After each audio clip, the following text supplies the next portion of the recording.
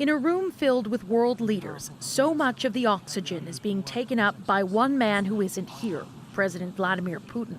Speeches with sharp words and condemnation aim to further isolate the Russian president. This war is about extinguishing Ukraine's right to exist as a state, plain and simple. That should make your blood run cold. The U.S. president led the public shaming, echoed by Western allies on the sidelines of the summit, and added urgency to their words, given Putin's fresh actions. The latest decisions of the Russian government are an act of desperation, the German chancellor says.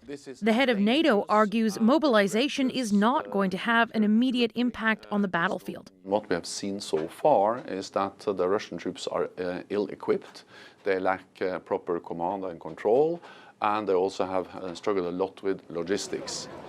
Canada says Russia's threats must be taken seriously, even though it shows Putin is running out of options. We cannot live in a world where might makes right.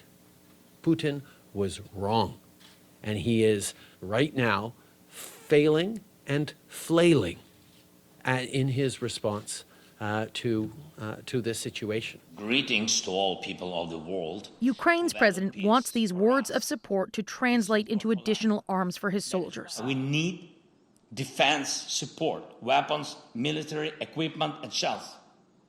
Offensive weapons and long-range one is enough to liberate our land.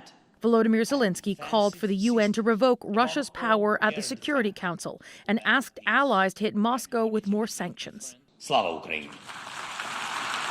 He knows the overwhelming majority of people in this room are on his side.